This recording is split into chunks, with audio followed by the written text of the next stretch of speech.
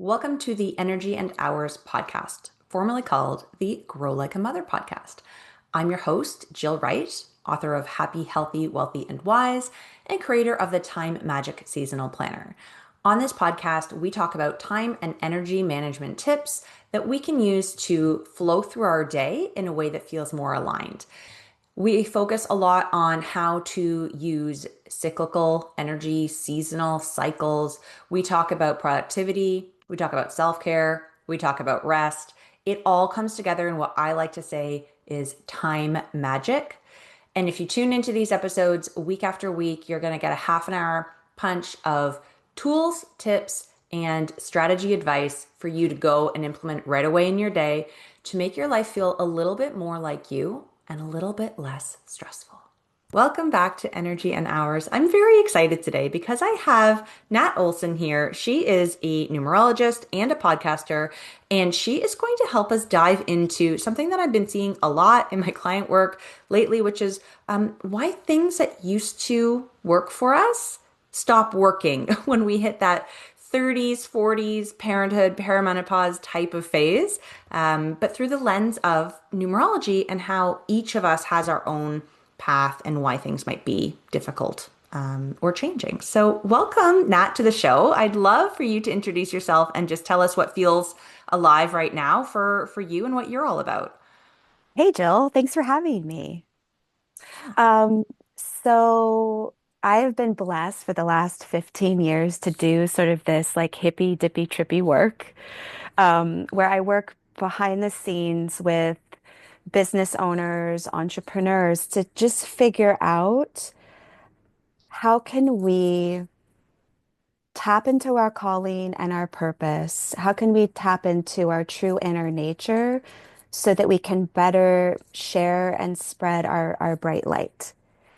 And so I've sort of made it a career out of decoding the patterns in human behavior to make sure that we're not betraying who we really are, which I think is the number one culprit to why we get stuck in life and in business.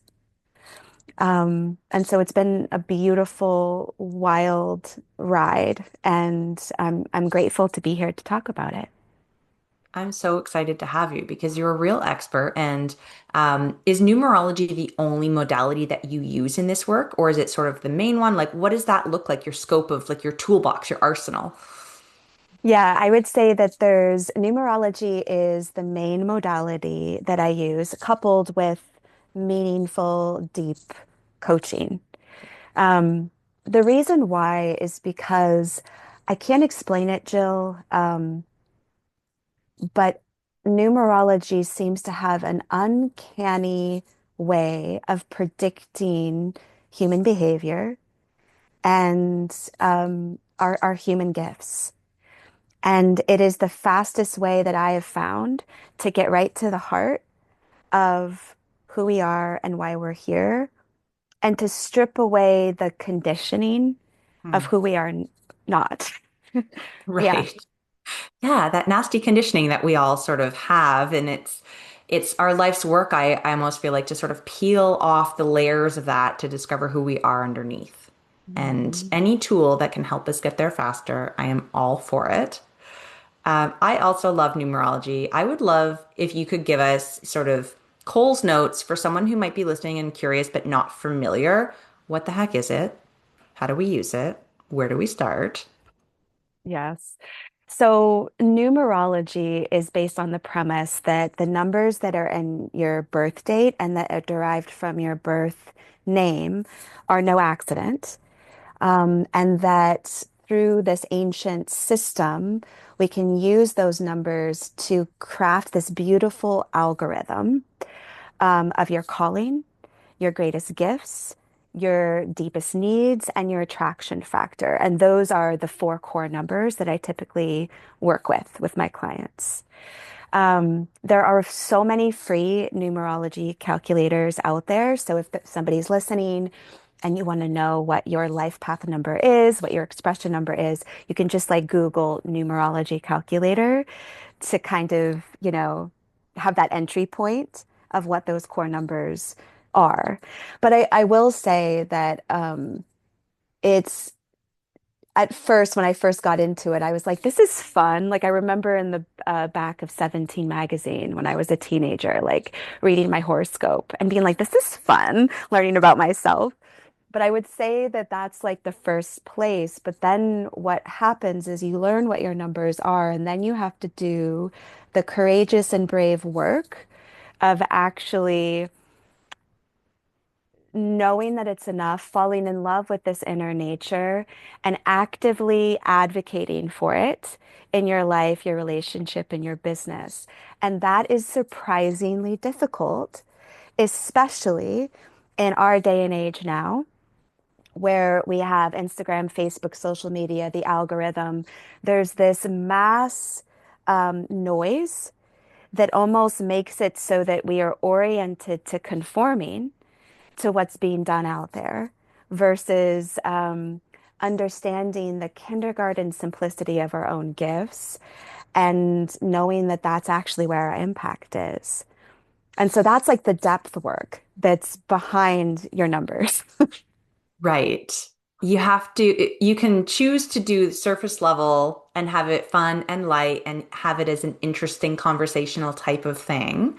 Or you can choose to step into the world of really deep dive, discovering that piece about yourself. And I think we're all so curious to learn more about ourselves and to understand ourselves at the end of the day. So whoever's listening who's got that sort of tweak of interest, I encourage you to go and do some research here and start to pull the thread and see what happens. Because if I'm understanding correctly, numerology can help us when things come up in our lives understand either why we're struggling or how to move forward with something rather than necessarily being a map of like what's coming. Is that accurate?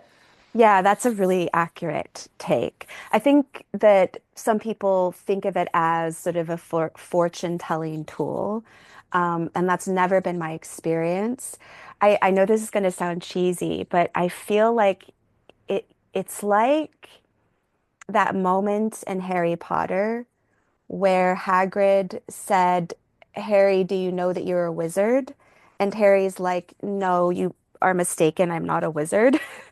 I feel like numerology is that moment when you discover who you are. So you can go get busy going to wizard school and crafting and creating a life that's true to you. Yeah, I love that. It just reminding me of this container I was a part of with a hypnotist and an astrologer and a medium, and they came together and they were like, do you know you're a witch?" And I was like, "What?" And it was this whole like just moment of like, wow, oh, okay, there's so much to discover here and like change the trajectory for me. So like this is another way that we can lean into understanding and diving. Okay. Okay. So as we said sort of in the beginning, how do we put this into practice? Something that I see all the time is that my clients and my friends and myself, like we're entering into sort of the new phase of life where things feel sometimes different than we expected and harder than they used to be. And so for each of us, we need to understand the numerology of our own selves to understand the right way forward. But we thought it might be a fun thing to do to look at my chart and use as an example for the listeners to say, like, okay, well, where do we start to do that? Like, always best, Mhm. I think, caveat, to hire an expert like Nat to walk you through the details because you can probably pretty easily just skim the surface without really going into the depth. But just as an example, would be fun to walk through. Yeah. Yeah. And so before I go into your beautiful chart, let me lay the ground of how I would look at this. Great. Um, so I think that something happens in our 30s and 40s that freaks us out. And if somebody's listening and they're feeling this, I want to comfort you. So we get into our 30s and 40s and we feel like we've lost our magic. Like, I don't know if you relate to this, but when I was in my like late teens and my 20s, I manifested so easy. And I mean, you should see my manifestation list for a partner. It's horrendous. Like my one from like when I was 20 years old, horrendous. Like I look back and I'm like, this is a list that was very undeveloped. But my point is that back then we were messy, but we could still manifest so easy. We can manifest money, we can manifest the partner, we can manifest the promotion, whatever it is. Then we hit our 30s and 40s and we feel like something stalls. We feel like we've lost our magic. Maybe income is harder to come by. We don't feel like the inspiration is there, the clarity, the confidence. I'm telling you, this is textbook psychological development. And what is really happening, according to the work that I do, is that we each have a mission. And that mission is hidden in our life path number. The first phase of our life, we're collecting data about what doesn't work. Okay. And then we Love hit that. our 30s and 40s. And then we have awakened to what really does work to fulfill this mission, to play this part of being this hero or heroine. But the only way that we're going to get it and then manifest the glorious era of our life and business is if we start to actually wake up from the stuff that doesn't work. So I'm going to share your chart as an example of how this generally might look. Mhm. So I would call the first phase of our life stage one manifestation. And this is when we are manifesting based on who we think we should be, and it's adaptive. So, stage one is where you've learned how to operate in such a way to please other people and to be accepted. So, as an example, Jill, you are a three life path in numerology. And that means that your purpose is to be the teacher, the creative, or the artist. It's to use your gift of self expression to uplift and inspire other people. Stage one for threes, which is adaptive. In stage one, we're 100% willing to betray ourselves. 100% in the hopes of being accepted and loved and adored. Okay. All Yeah. right. So stage one for threes oftentimes looks like either they are they would never dare shine. They stay quiet. They let other people shine. That's one example. Or the other example is that they say and they mold their voice into what the audience wants to hear, metaphorically speaking, right? Yes. So that's stage one. And it works. This is the wild thing. When I say it works, it does work. Like we can get pretty far in that mode of adapting and seeking approval and wanting accolade. And so it works. But then you reach your 30s, 40s, and it stops working, meaning that you feel stuck, you feel you can't fake it anymore, right? Because the true mission as a three is to share the art, to say what you really want to say, what you really believe, what really inspires you, even if it's disruptive. And that is where the glory era of a three's life is, and of their business too, is I'm willing to share the art or teach the curriculum um, or share the words that are actually within me, regardless of outcome. So what's wild about phase two is it's not concerned with safety at all, and it's more concerned with integrity. Mm. And so it really is sort of a era of our life that requires um, courage and balls for every life path because we're Right. no longer motivated and moved by safety. And I think it's because I do think psychologically and spiritually, it's because usually when we hit our 30s, 40s, not for all of us, but we start to have a sense that we only have limited time. while we're here. And this is why Carl Jung said, the Swiss psychiatrist said, our lives don't begin till we're in our 40s, because then we finally understand and know what's at stake. And so this is where it gets really, really good. Wow. Yeah, that makes total sense. Specifically for me, and the examples that you gave, I'm like, yeah, that all checks in terms of my personal experience. But I find it so cool that there are these distinct, you can sort of break the life path into part one, part two, and be able to say like, hey, it's okay that this is happening, that this change, that whatever you're experiencing, because it's supposed to, right? And here's how we dive into your numerology to support you through this rather than you feeling like you're sort of just being taken by it, right? I talk a lot about people leaning into the right timing and sort of trusting that things are unfolding as they should. Um, so I love that numerology can support us as we look deeper into that. Yeah, and I love that you said that, because it's the mindset isn't oh man, we wasted 30 years. The what this work teaches is that was the data collection period. In essence, if you're going to become this heroine that is achieving this mission of honoring your self-expression and giving yourself and other people a voice, you have to first go through the mute phase.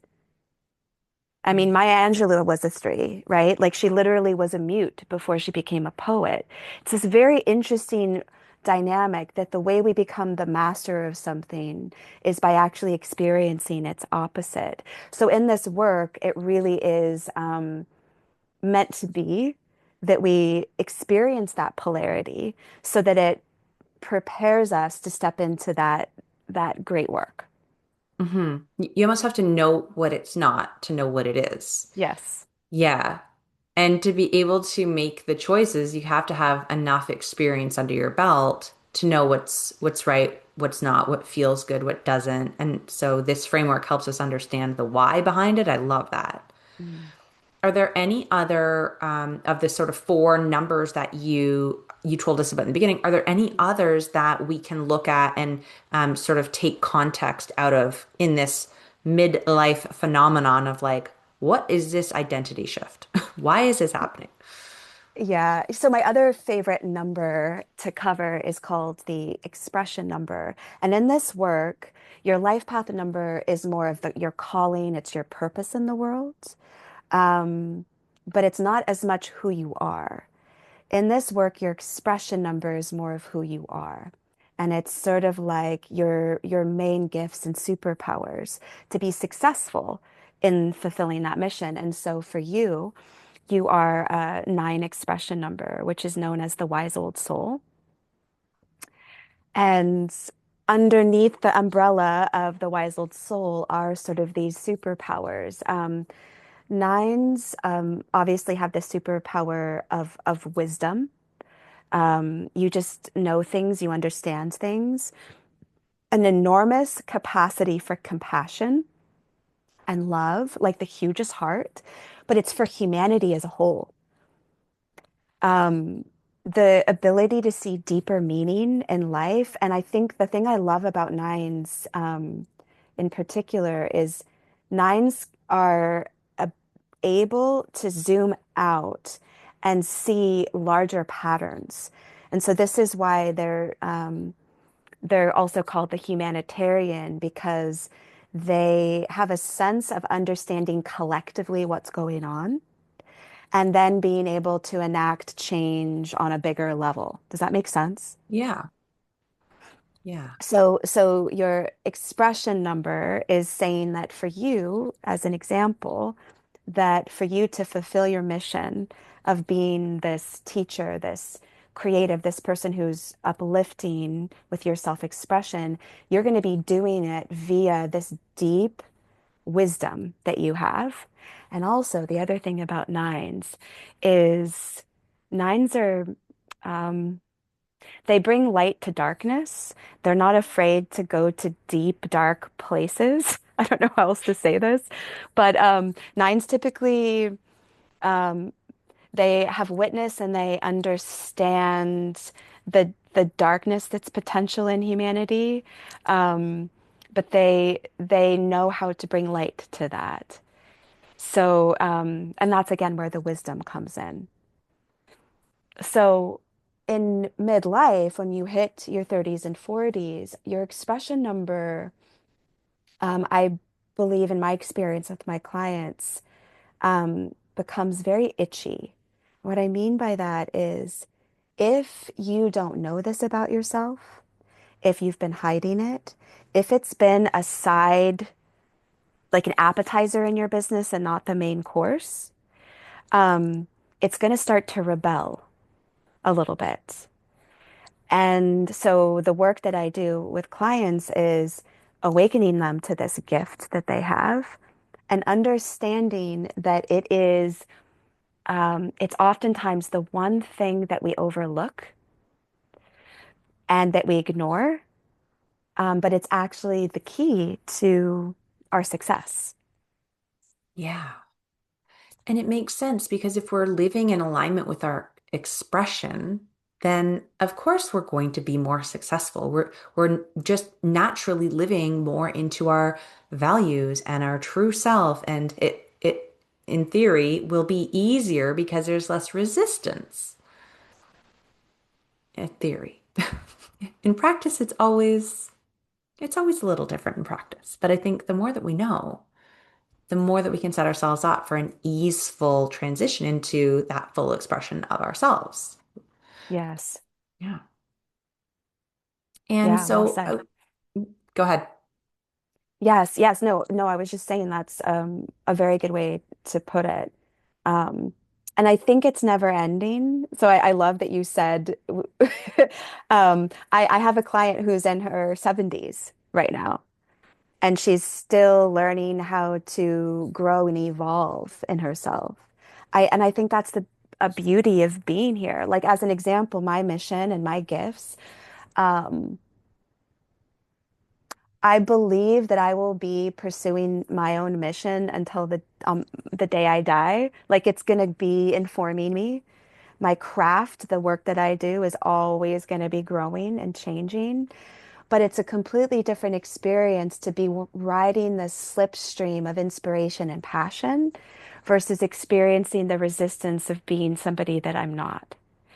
And that is, it breaks my heart. That's why I do what I do, is where you can see somebody has this incredible gift, but they don't have a place to share it. They don't have somebody to share it with. They don't have a business that is this beautiful container to be they were designed to be. It's not a perfect process. I still fumble with my gifts, but but it's like Harry Potter. It's like at least you're in wizard school and you're doing what you're meant to do. Right. Yeah. It Yeah. reminds me of that expression, like, do you have all your ducks in a row? It's like, well, the ducks might all be in the pond, but they're not always Yes. in a row. You know, we're Yes. like, we're there, but we're not always perfect. And I think Yes. that gives us a lot of permission too. It's like, you don't have to be perfect. Just because you know doesn't mean you're going to always be perfect or always get it right. We're constantly learning and we're constantly growing. And I don't know that that phase of like information gathering and mistake making and growth of that like phase one, I don't know that that ever fully goes away. At least for me, I feel like I'm constantly still learning and taking little pieces and tweaking my experience. I feel more solid now, but I feel like there's still always rough edges to be softened or something. Yeah. And I think that the threshold that we cross when we move into phase two is where we're 80% of the time operating from a love and adoration for our true selves versus the desire to conform and please. And we still run into crunchy, itchy moments. And I mean, that's what I do all day, every day with my clients, right? The tears, the tantrums that we all have, the discomfort that we have from living a life and running a business that's aligned with our soul. It's not easy.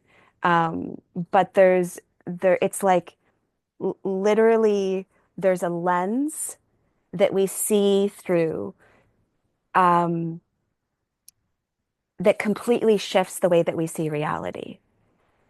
Like where it's from, adapting and fear and safety, and I need to do whatever. I will 100% betray myself. That's phase one. To I will never again betray myself, and I'm going to operate from that inner sovereign place. And I think what's beautiful about numerology is it's a way to put words to the things that we can already sense with ourselves, but that maybe we've never before had somebody label it or witness us or Hmm. say, yes, like this is like you are the wise old soul. That is why when you enter a room, you are the one that you can sense the heart of everybody. It's why you can see the patterns.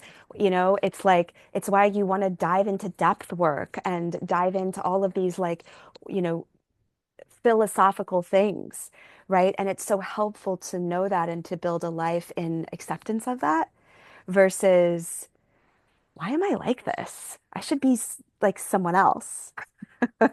Or I want to be someone else. That's something that often we will struggle with too. We'll have, do you get that with your clients sometimes where you give them this, you reveal to them what the truth is, and then they buck up against it and they're like, I don't want to be that. Like that doesn't feel good. Do people struggle ever, or is it more often that they lean into it with like a softness? It's a great question. Um, I will say okay, so first of all, I don't think I've ever had a client who was said that's not accurate, which is wild. And that's why I can't explain why this works, but it works. But what I will say is, in particular with the life path number, there is a reluctance to say yes to that call to adventure. Mm, So they can see that this has been a thematic throughout their whole life. They can see that the universe, something bigger and greater than them, has continually asked this of them. Okay. But that the coaching is behind the scenes is, I don't think I'm strong enough. I don't think I'm capable enough. I don't know if I'm the one that can do this. So that reluctance is always there. yeah. And I think that's pretty natural too, because until we're living it, until we're accepting it and seeing ourselves in that role and seeing success and feeling safe with it, of course we're going to be a bit trepidatious. That makes sense.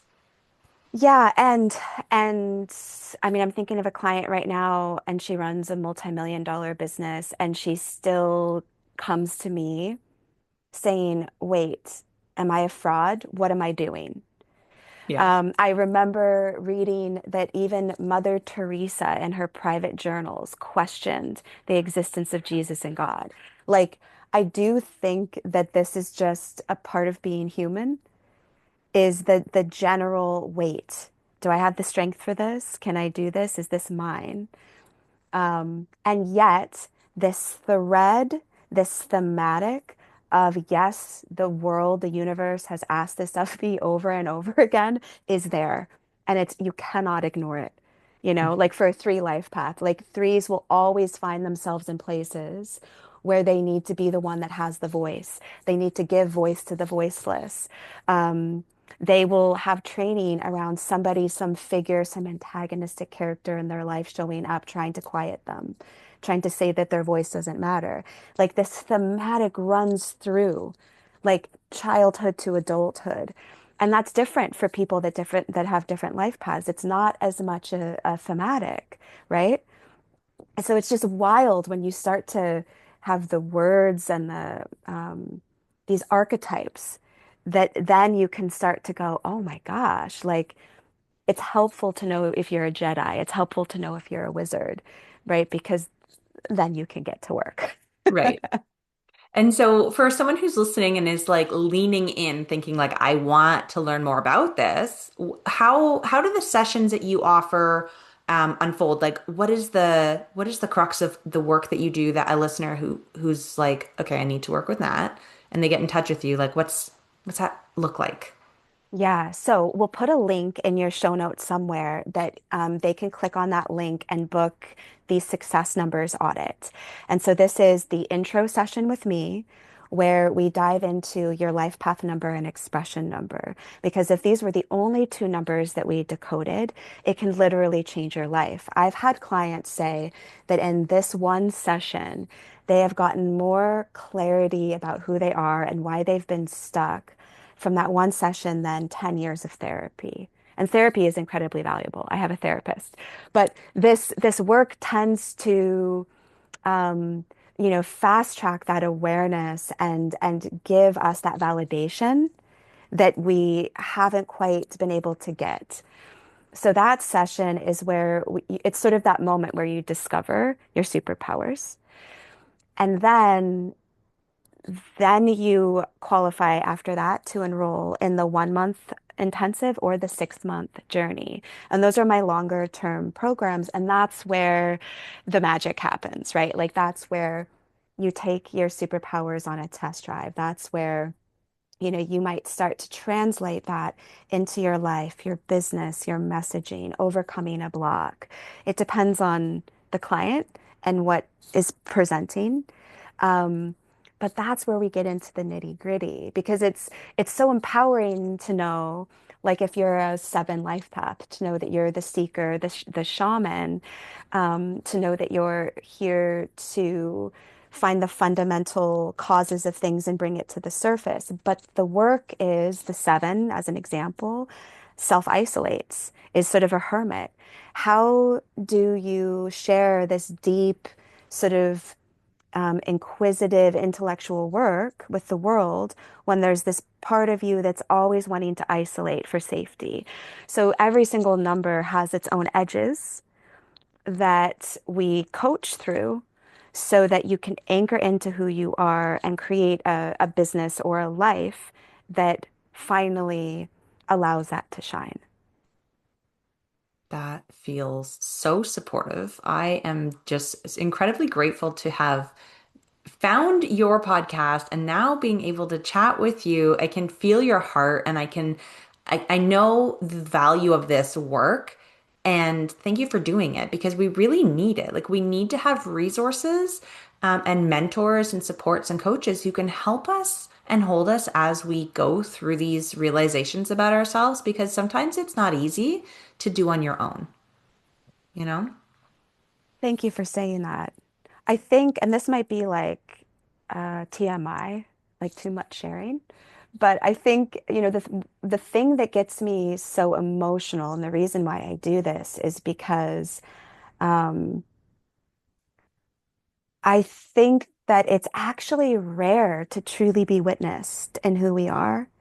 It used to be that there would be the shaman in our tribe, there would be the wise one, in our community, the teacher that would be able to kind of witness our gifts and curate them and have them be an asset in the tribe. And we don't have that anymore. And I didn't have that growing up, right? Numerology was the first time that I ever actually saw on paper the beauty of who I was. And it enabled me to create this crazy life where I get paid to just be me and to do what I love to do. And I want that for everybody. But it's really hard to do that if you don't have somebody in your corner who who witnesses you and believes in you. Mhm. So thank you for saying that because it's why I do what I do. I want to do that for everybody if I could. Well, and you give so much value free on your podcast. Like for anyone, for anyone who is not familiar yet, we'll link Nat's podcast, Numerology Chick, in the show notes. But you need to go there and get started because she's giving so much value just available to you. Where else would people go if they want to lean in and dive in? Is it on your, well, we'll put obviously the link for the session in the show notes, but is there anywhere else that we can send people to? Yeah, so the podcast is ripe with resources. I've done like 20 master classes on the numbers and all of those things. So that's a great place to nerd out. My website, natolson.com, is where you can find the podcast. You can find sort of the suite of all of my services, learn more about me on my bio page. You can send me a message if you're just like, not sure if this is the right fit, but I'd like to kind of find out if it is. And then I'm also on Instagram. Numerology Chick is my handle. And I upload, I post there, 3 to 5 times a week, just random thoughts and things like that. So those are ways to sort of stay in touch and get engaged in the work. Thank you. Thank you for being here. And I would love for anyone who's listening who part of this landed, like send us a note. Send us a note and tell us what piece landed because we're here talking to you and we want also you to talk back. And we can't have that live at the moment when we're recording. So feel free, please tag us with your ahas, with your downloads, what landed, what questions you have. It's a really great way for us to keep engaged with you after this episode ends. So, on that note, I will wrap us up, but is there anything on your heart, Nat, that you want to share before we let the listeners go today? Um, I want to just say you're not crazy. You haven't lost your magic. This is where your life is going to get even better than you can even imagine. I'm telling you. I've held sweet soul's hands through this threshold of what in the frick is happening. So I'm a firm believer that when we hit our 30s and 40s, we're elevating our magic and our there's we finally understand that we're no longer going to live the life that isn't true to us. So this is where it gets really good, you guys. So just have faith in that. Mm, yes. Thank you. Thank you. Thank you. Thank you. And thank you guys for listening. I'll be right back here next week. So tune in. And until then, keep on growing like a mother.